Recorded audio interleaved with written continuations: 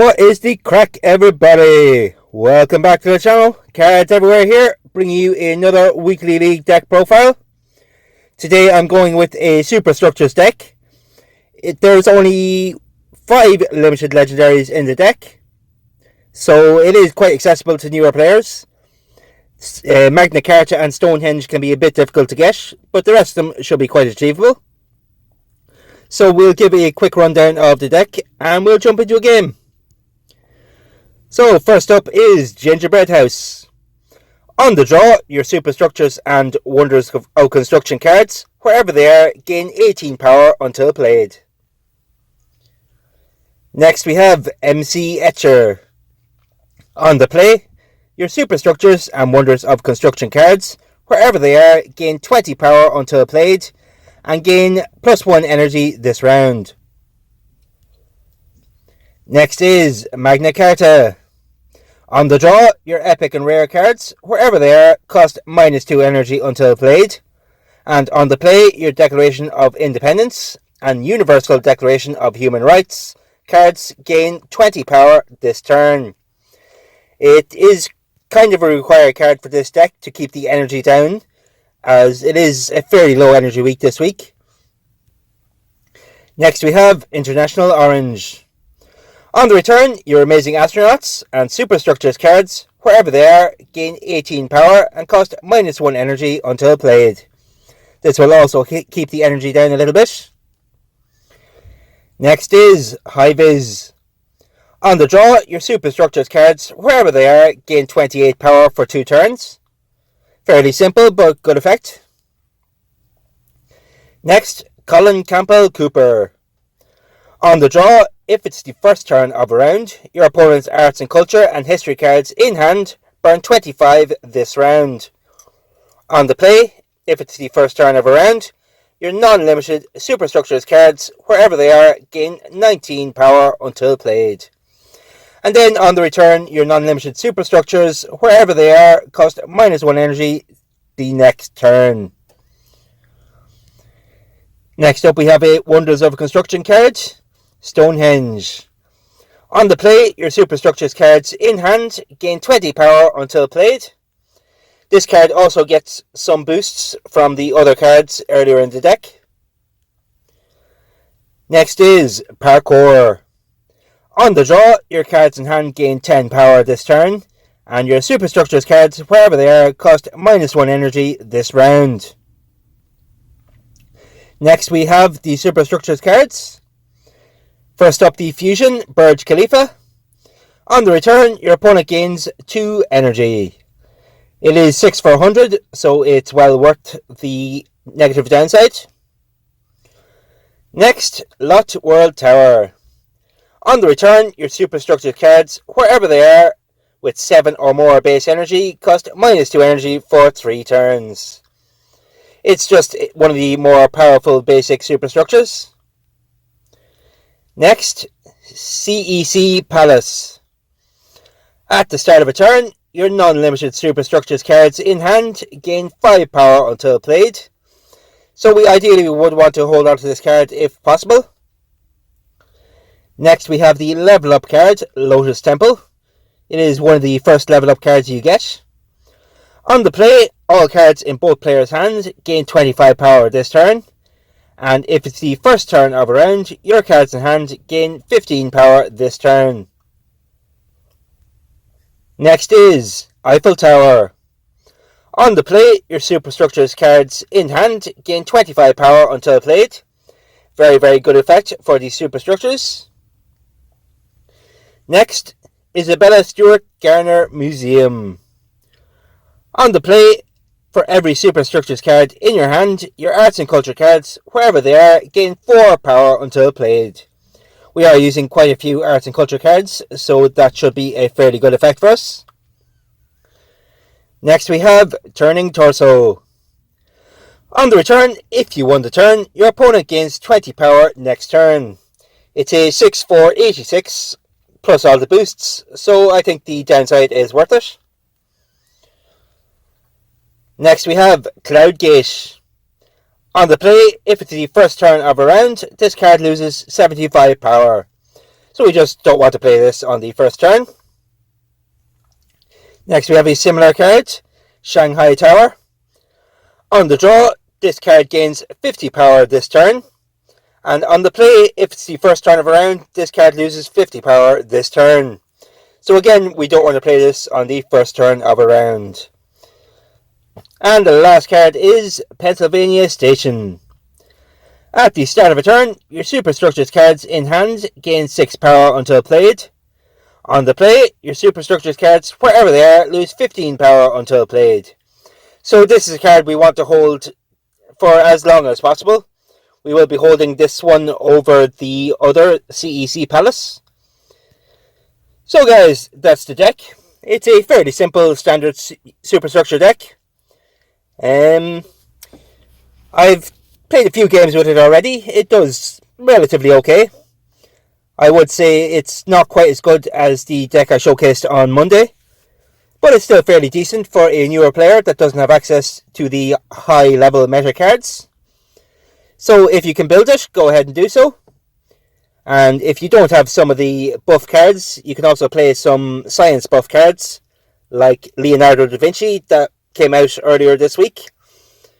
You can also play Doppler effect if you have it. So there's quite a few ways to play superstructures.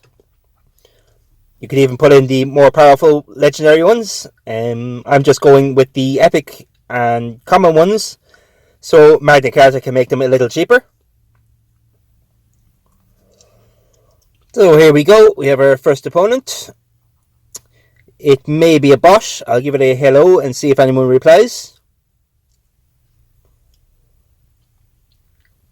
Look to be using a space deck, so if it is the space technology one, we will have a tough time this round. So I'll be playing all my buff cards. I think I'll just play the 2. It is space technology, so I will be saving all my good cards.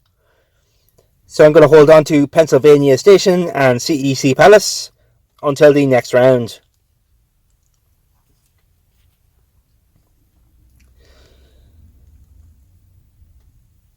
So it is not the first turn, so Shanghai Tower is fairly good.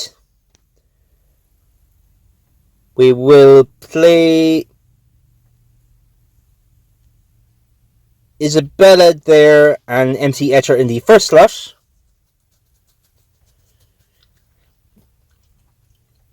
And that should come around. Hopefully we won't draw that on the first turn of the round 3. I don't think we will.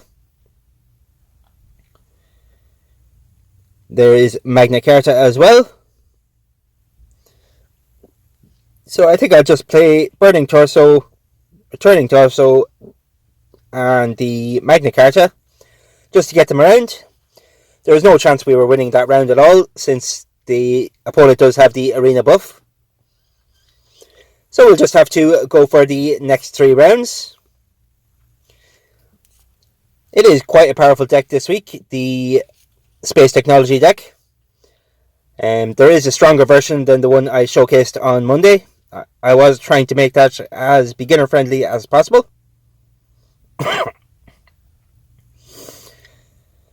So there we have our Eiffel Tower. We play the Lotus Temple, and we play Colin Campbell. So 520 should be more than enough to get us ahead. As you can see, Pennsylvania and the CEC are getting more and more powerful in hand. So I'm going to try and hold on to them for as long as possible.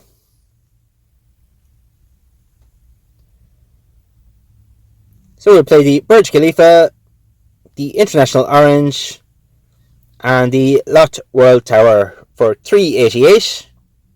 The opponent was able to beat us out on the turn, but we are still well ahead on the round. So I'm not too worried about losing this one. And the International Orange will make our cards a lot cheaper going forward. So I don't think for the rest of the game we will have to worry about energy. So there is Stonehenge. So I think we'll play High Vis, the Stonehenge, and we'll rotate the cloud gate around for a 389. Looks like the opponent did have a fairly powerful hand.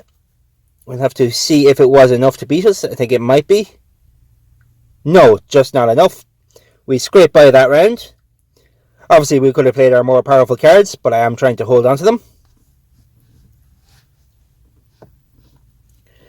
So here we go into round 3. We have our gingerbread, parkour, and we'll play the MC Etcher as well.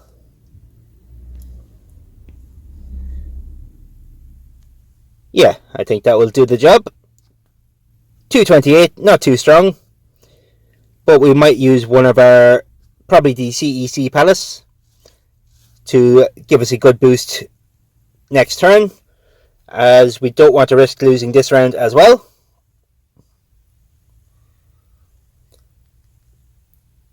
So I think we'll throw it out now. We'll play Isabella and the Shanghai for 616. It is enough to get ahead of the opponent, I believe. Oh, well, just behind. But I think we'll be okay. We do have the arena bonus working in our favour. So we'll play the Eiffel Tower. Play that in the middle. The Lotus Temple. And we'll play Turning Torso for 609.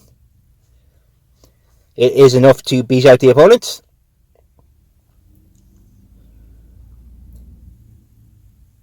He will get 20 power next turn, but that's okay. Our Pennsylvania stationing is getting very powerful in hand. So I think we might sacrifice this round and just play our weakest cards to buff up for the next round.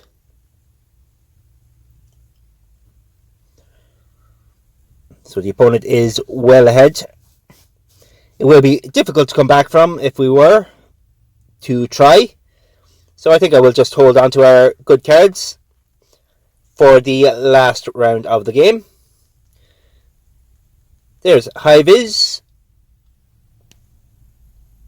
We have the Stonehenge and the Lot World Tower. So it's 418. I do believe it is a bot we're playing against, as it only played 2 cards when it could have played more. But we will take advantage of that. So as you can see, our Pennsylvania is at 400 already. So we'll play the Parkour, the Gingerbread, and the Cloud Gate for 393. I wonder, would we have been able to win if we played our good cards? We probably could have. But I think we'll have no trouble next round.